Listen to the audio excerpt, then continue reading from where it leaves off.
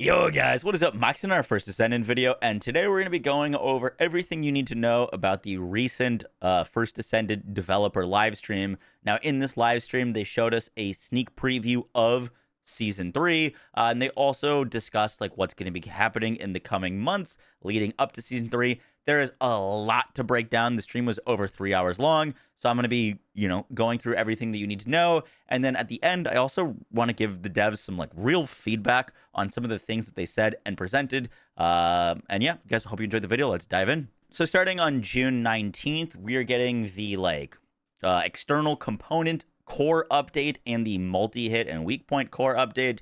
Basically, what this system is going to be is you're going to be able to farm these new cores. These are like external component cores. They're going to be dropping from 400% and sigmas, so you can farm them there and you can put them on your existing cores. They did say that they wanted to make this less of a grind than the current core grind is for weapons, so it's going to be easier. They all like components will already come with a core slot. You're not going to need to farm a core binder for every single component. You can just equip these cores immediately, and they're going to have a little bit more limited options for building HP in one socket and defense for the other, so you can make your descendants more tanky. I'm not sure. My big question with this is if we're going to be able to build cores for MP recovery or max MP, because if we can, we could potentially have a scenario where descendants will no longer need MP collector or maximize conservation if we're just getting a ton of recovery of MP from our core components. But I'm not quite sure if that's how it's going to work. It does seem like it's going to be more defense and survivability oriented. We're also going to be getting the multi-hit cores. These are going to be multi-hit chance, multi-hit damage, and weak point damage, and they're going to be this new alternative socket where they're these new AB red cores. So you can socket them into free augmentation slots, and you can also socket them into crit slots, or where crit would normally go. So you're on a weapon, you're going to have to decide if you want to go crit damage or crit rate, or do a different core for go to weak point damage and multi-hit chance, multi-hit damage. This could be really, really interesting for modding out multi-hit weapons. I'm gonna have to go and do some research and see which weapons have good inherent multi-hit damage while also having red core slots. Could be really interesting and could shake up some of the weapon meta, so I'm excited to check this out. The devs have also kind of heard some of the complaints about the Void Intercept boss battles being too easy. Later on, they mentioned that they're going to be basically reworking the entire Void Intercept battle system. So we'll talk about that later once we get to the Q&A. But in the meantime, they're going to be adding an Ice Maiden challenge difficulty that not only it's not just making Ice Maiden have more HP. It's going to have more mechanics, immune phases, and some more things related to it. They said it's going to be a thing that's going to get a new leaderboard, so you can farm this and try to climb the leaderboard, but there's only going to be a one-time reward of beating it. If you beat it for your first time, you're going to get a bunch of certificates that should be really rewarding, but it's not going to be something that you need to grind. It's just if you want that challenge, if you want that difficulty, this fight should hopefully offer it. Next, they showed off that you're going to be able to more customize your Descendants' unique attachments. So, for example, you will have a toggle that if you want to see Serena's wings on certain outfits, you can, or not see them on certain outfits. And this will work for other Descendants like Sharon, for example. They also showed off that you're going to be able to rearrange your presets, just more quality of life getting added. And they're making more improvements to Void Intercept battles, such as a personalized death count. So, for example, if a level 1 bunny joins your gluttony fight and they die a bunch of times, you're not going to lose the fight as a team. That player will not be able to respawn, and they'll just kind of have to wait for the fight to be over. And then if you're playing a good build and know what you're doing, you can then kill the boss. So I think that's actually a pretty great change. They're also reducing the pre-match countdown to 10 seconds, and they're changing the starting location on some boss fights, so you don't have to run really far to get to the boss. You're going to have more time to set up on a lot of these different Void Intercept bosses. They're also adding some new cosmetics and customizations for photo mode. And in July, this is the next update. The July 3rd update is going to change Void Erosion Purge. They didn't give us too many details about this, but they're reducing the amount of stages from 30 stages to 10 stages. Now, it was implied that this is going to be the same difficulty, So stage 10 is going to be an equivalent difficulty to stage 30, but there's going to be less grinding for a new player to get up to like the final stage. So, you know, if you're just starting that grind, it's less monotonous to have to do. You'll only need to complete 10 stages to get up to the final one. They're also going to be adding a final stage rotation. So every day, a new map is going to get played. There's going to be 5 total maps. It's still going to be the same like Legion of Darkness, but it's going to add more variety. So when you're farming Void Erosion Purge 10 now, you're going to have a little bit more variety in doing that, and it'll be easier for new players to catch up. They're also changing some core farming improvements. You're going to make it so that you can farm weapon cores from 400% dungeons and Sigma sectors. And they also are going to be reducing the core crafting and conversion costs, so you can more easily convert extra cores of like purples into like fire rates. For example, it's going to cost less purples to make 1 fire rate. They did say that they still want Void Erosion Purge to be the most efficient way to farm cores. So it's still going to be like dropping the most cores, but you can get them from other content as well. Next, they're going to be doing balance adjustments for some Descendant skills. They noted that they want basically the game to feel a bit more like hack and slashy. That's the roots. They want Descendants to be able to clear enemies in a large area, and that's kind of how they're balancing the game, and that's kind of their goal. The Descendants that they're going to be buffing is it was Viessa, Valby, Haley, Glay, Enzo, and Blair, which is great, but also very confusing at the same time.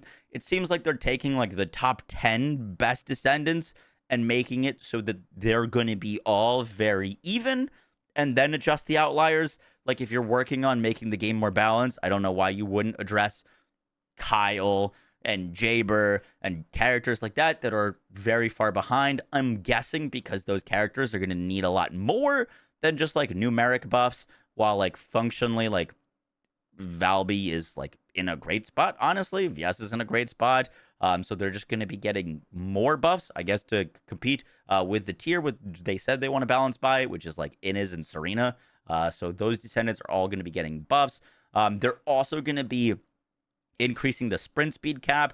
They're going from 1,300 sprint speed cap to 1,600, and they're going to be buffing Bunny's sprint speed. So Bunny should easily be able to hit the new sprint speed cap. They said that Bunny kind of lost her identity as the fastest Descendant because everyone could basically go Bunny speed. And so now Bunny should go back to being the fastest Descendant, maintain that identity. They also said that they're going to make it so that Valby is able to modify, or her like 3 form is being able to be modified by sprint speed increases. Right now, if you are like, for example, in your 3 and holding something that increases your sprint speed, it doesn't actually apply. So it also is going to be a nice buff to Valby and her speed. And then in July 24th, we're getting the Season 3 demo and balance adjustments for firearms. They basically said that they want to bring up the firearms to the level of the last dagger, which is nuts, as that gun is pretty busted. And so we expect a lot of gun buffs happening in July. They're also doing a skin update on June 19th. They're adding this like fuzzy dog skin that you can buy, which also gives you the same skin for your fellow. And then they're also adding a new swimsuit skin on July 3rd, which is part of a larger thing that they're going to be doing, where they're adding a Albion Infinity Pool. This is going to be by ETA. They said that this is not just like a visual thing. They're adding the ability for you to go swim in it, splash around, lie in the loungers, and like a bunch of other things. And on top of that, they're also going to be doing a big skin update, or not update, addition, where they're adding new bikini skins for a lot of the Descendants, and the universal male Descendant looks pretty good. And then they got into Season 3 info. So for Season 3, they didn't show any actual gameplay. These were more so screenshots and like kind of concepts and renderings. So like when you're looking at things, just note that a lot of them aren't like finalized finished products, from my understanding. But they talked about these speeder bikes, or the hover bikes, which are going to have multiple types of bikes. Everyone who logs in for Season 3 is going to get one of these for free, but there are going to be multiple variants of them that you can farm. So for example, this one is the like acceleration type, which is going to be more focused on speed, and there's going to be like more balanced ones. I'm not sure exactly what the pros and cons of these are going to be. I'd imagine the balanced one is maybe like better turning or maybe better like air time versus the acceleration one's just really fast but like has more difficulty turning. I guess we'll see, but you can farm them all and customize them. And they said around the Axion plains, there's going to be like things to interact with, like jump pads and ramps and stuff like that. So these things should be pretty fun. They also are adding a day-night cycle to Axion as well as a full weather system. So like it could be nighttime and raining or sunrise. Looks pretty cool. And different missions are going to be happening at different times of day and stuff like that. So you're going to be fighting like enemies out at night and different enemies in the morning and stuff. Looks pretty cool. Now, one of the big like pieces of content that's going to be happening in Axion is these new battlefields. Basically, Axion is this big open area, right? And what they're going to be doing is battlefields, which rotate, I believe they said every 2 hours, where a certain section of the map is going to be spawning enemies that are more powerful and more rewarding and have activities and things to go do in these areas. If you've ever played Diablo 4, it sounds a bit like Helltides to me, where there's going to be like enhanced zones that you can go out and go do. And these are going to be like random and rotating. They'll have different enemies, different factions and stuff like that. And that's kind of the main event that's going to be going on. But certain times of day, there's going to be the Axion Wall Crasher Omen, where everything is going to change on the map. And all of a sudden, the like omen's going to come down. And what's going to happen is before Wall Crasher spawns, World Colossuses are going to spawn. So you're going to be fighting like Grave Walker and Dead Bride out in the open world. So we're getting open world Colossus fights and defeating those and stuff like that. Sounds like it'll open up the path or like lead to the spawn of Wall Crasher. Next off, they showed a bit of Wall Crasher. Now this is going to work differently than other like Colossus fights. Basically, when Wall Crusher spawns, you go to the area where he's spawning, and that will basically matchmake you like in the background with other players to try to get people into your instance to fight this thing. The fight will happen whether you have 8 players or not. It is be able to fight at up to 8 players, and if people aren't there at the very start of the fight, they can still kind of trickle in while the fight is happening. This picture is not the actual arena that you're going to be fighting Wall Crasher, and I don't think like this is representative of the fight. They said that this is just like the dev test environment that they've been using, so I wouldn't make many judgments off of this because I was making judgments. Honestly, I thought the Wall Crusher looked pretty small here. I don't know if that's going to be his actual scale or whatnot, but they did say that Wall Crasher is going to be 3 times the size of any of the Colossuses we've seen. So I'd imagine he's going to look a little bit bigger, and he's not actually going to be in this arena. But the fight is sounding very cool. Next, they also showed off the new enemy types, which are going to have, a bunch of them are going to have different types of mechanics. So this is the like breach mob type, and these kind of mobs are controlled by a center of intelligence, kind of a commander. And basically what you see happening here is Luna's got an Albion dealing cold damage and an Enduring Legacy dealing fire. What's going to happen with these enemy types is when you kill them, they're going to relay the information of how they died to that like commander, and the commander is going to make them adapt to become harder to kill. So if you're killing them all with a cold or chill weapon, they might adapt and become resistant to chill. So you might have to swap weapons to a different element. I think that's a pretty cool mechanic and kind of idea. And this is looking pretty cool in terms of design. I'm glad that we're getting like new enemy archetypes. They also showed off this like breach cluster sack, which is another kind of encounter or enemy type that you're going to be fighting. That's going to have these spawners that will spawn all of these enemies out with them. And they said that there's numerous ways to destroy these things. You're not going to be able to, like, I think, typically destroy them with your guns or skills. You're going to have to use, like, interactables and things like that to be able to destroy these breach clusters. Also looking pretty cool. There's also going to be these events of these, like, Vulgus special assault ships that are going to be flying in and dropping tons of enemies down on top of you. They noted that these ships are actually able to be destroyed before they deploy all of their troops.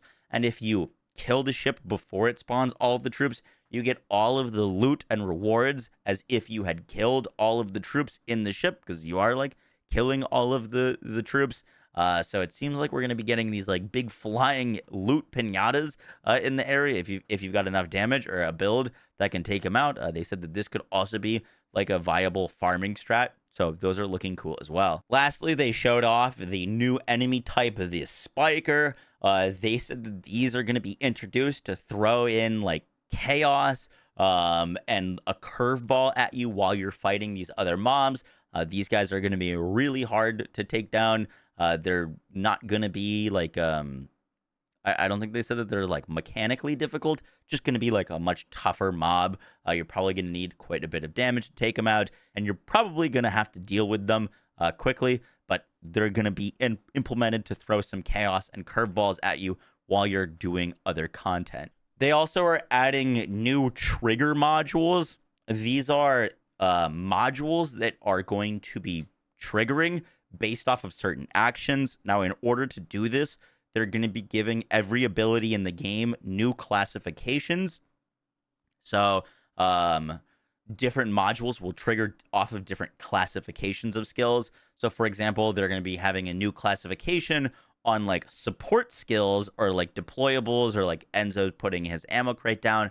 And this support archetype of skill, there's going to be a trigger module that anyone that gets buffed or anyone that interacts with those supports, like picks up ammo or gets buffed by Eugen or healed by Eugen or buffed by Luna, is going to get their own personal turret that like shoots at enemies for a time. And so they're going to be adding a bunch of these different kind of trigger modules. They mentioned another one causes like a massive shockwave around you. But these trigger modules are going to work very differently because you're going to be farming them out in Axion, but they're going to roll with random values. So it sounds like you could go farm for a shockwave module, but you might get varying amounts of damage or varying amounts of cooldown on it. They didn't like really specify, but it seems like something that you could go out and farm in min-max. I don't know if they're going to be taking up a normal module slot or how that's going to work, but they are implementing these to add more variety to builds, and they sound pretty cool. Now, here was kind of a bit of the first L for me in their presentation, is when they showed off the Season 3 content roadmap. And once again, they are splitting up a lot of the content. This is how they've been doing it, so it should be of no surprise, but it still is tough to like see all of these cool things. Ultimate Luna, the lounge, the new swords, and then see that they're all coming out on different months. So in August 7th, we're getting Axion with Nell, new story, Wall Crasher, hover bikes, the Void Abyss Hanged Man variant, trigger modules, new ultimate weapons, the Nier collab, and quality of life improvements. All a lot of stuff. I think that's a pretty solid season launch. But then in September, that's when Lounge and Ultimate Luna is added, as well as a new Husky fellow and Luna's story. And then in October, we're getting Swords, Molten Fortress variant bosses, and the Swords going to be coming with new modules and external component sets. And then in November, we're getting a new dungeon. Season 3, Episode 2 is going to be happening around that time, with another new Descendant Ancestor modules, module trading, and a new collaboration that they haven't quite announced yet. And then in December, that's when we're getting a new dungeon, Ultimate Eugen's Descendant story, and Deathstalker variant. Now, I'm very curious. I'd love to know your opinions down in the comments below. Would you rather have, like, the reason that they're doing this, they said, is so that they have new content dropping every month. But I'd be curious, would you rather have new content dropping every month, but it's smaller content drops, or a bunch of content, but it's further spaced around? I think different people have different preferences. I do think it'd be cool to see some of this like stuff consolidated, because I think that like the Season 3 actual launch, there really would be ideal to front load that and have as much content as possible there. I do think that for like marketing going forward, it probably would do them a bit of a favor to, if something's not going to be coming out for multiple months later, to not show it in the marketing and then say August 7th, for example, for like the swords, or just, you know, have a sword trailer later on and say the actual date that that's going to be coming out because this keeps happening and it keeps building tension and frustrations in the community when they see something with a date and then it's not actually that date. In June and July, there's also going to be some events. This is the Burning Summertime attendance event that's going to have like an Inna's Twisted Worship variant skin, some new cosmetics, and enhancement materials. They're also going to have the Burning Summer training event where you can earn Kuiper, Void Abyss metal fragments, first anniversary tokens, crystallization catalysts, a bunch of free stuff. And then when the first anniversary gift shop kicks off, which is going to kick off on the 3rd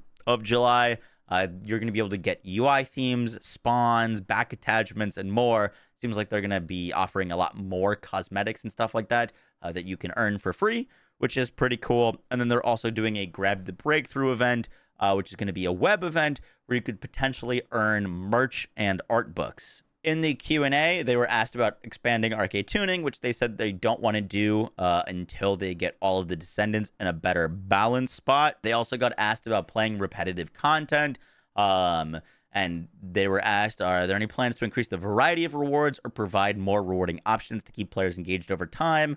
And they said that the Axion farming should be a lot more rewarding, and they also said that they're planning on making it so that Axion is a all-in-one farming spot. So the things that you could get from like Void Erosion, Sigma Sector, 400% dungeons, all of those things can all be farmed in Axion. It's going to be in a all-in-one farming location. And they were saying that that's a great idea. Other people in chat were excited for that. Just a little bit of feedback. I think that's a horrible idea personally. I've played a lot of looter shooters, and I've seen, this is just another form of power creep. If you make Axion an all-in-one farming spot, instead of making the game feel bigger and expanding on the content, you're going to make the game feel smaller, and, you're just going to have the same issue where players are just farming one content, and it's going to get repetitive faster, rather than if you spread out the content and have, like, the reason to do all of the other things that you've spent a year on working and developing and making it good. So I think making Axion an all-in-one farming spot is a massive mistake. For example, the Division 2 has a mode called Countdown, where Countdown, basically, you can get every weapon, all of the things that you could possibly need, drop in Countdown. It is a all-in-one farming spot, and it invalidates all of the other cool content in the game because there's genuinely no reason to run it. And I would hate to see that happen with TFD. So I know that they think this sounds like a good idea, and obviously it's just my opinion. They know more than I do, but I would love to see a reason to play 400% dungeons, and a reason to play Sigma Sector, and a reason to play Void Erosion Purge, because if all of the content in the game is invalidated when Axion drops, the game is going to feel much more small and condensed than it will feel big and expansive, and I don't think they want that to happen. They also were asked, in addition to the Wall Crasher coming in Season 3, will there be any updates for the existing Colossi? They had an interesting answer. It wasn't like super clear to this, but basically they said that there's now a big issue with the amount of like loading time going into this fights, wait time, dead time, where you're loading in, reloading, back out, and like it's just not very efficient. And so they said that they want to like really rework the bosses, where they're gonna be like restructuring them a bit, as well as giving you an option to fight multiple Colossus at a time so that you can farm a bunch without having loading screens, as well as a way that you could have like a slider where you could slide the difficulty on the bosses, but also by sliding the difficulty you can increase your rewards from doing so. It sounds pretty interesting, and it did seem like they want to really cut down on loading and waiting in terms of Colossus farming. And they also said that they want to move opening of amorphous materials away from Colossuses. So I think they're going to put that also in Axion, another thing that I just don't think is a good idea personally. But they're going to move like opening those amorphous materials away from Colossuses and then give them like a different reward. Next, they got asked about Descendant balance, where they kind of just repeated their answer in that they're going to be buffing characters like Valby, Viessa, Blair, Enzo, Glay, and Haley up to the levels of Serena and Inez. We could talk about balance a long time. I don't love their approach anymore. I disagree with a lot of the changes that they're making, but we'll save that for another video. They also got asked if they plan on bringing Dia as a playable character, and they said like they do kind of plan on that. That's what they're leading to, but they want to build more narrative around her first, so they don't expect to be able to make her a playable descendant this year, which I thought was a bit disappointing. I feel like we just had this cool story that put her like in Albion. She's right there. We can see her, and there was this build up to it, and I like thought that was basically a slam dunk to make her a playable descendant in this coming season. Not obviously like after Nell, but it does seem like that's gonna be a long time coming for her to be a playable descendant, which I think is a bit of a missed opportunity personally. People are gonna forget about the story that they experienced and why she's there in the first place, and then when she finally gets added, it's gonna have less emotional impact. I personally try to, have her playable sooner rather than later, because she's like a hot topic right now. But does not seem like that is going to be the case. The rest of the questions were a lot more. The rest of the questions were pretty more like miscellaneous stuff, such as like optimization and stability, which they're working on. But yeah, guys, that is going to do it for the video. Let me know what you think. Let me know if you think I'm off my rocker on the whole like all-in-one farming. That was kind of my biggest takeaway. Is I really don't think that making one piece of content be the optimal farming strat for every material in the game, which is what it sounds like they're kind of pushing towards, or like all of the grinds in the game, is a good idea.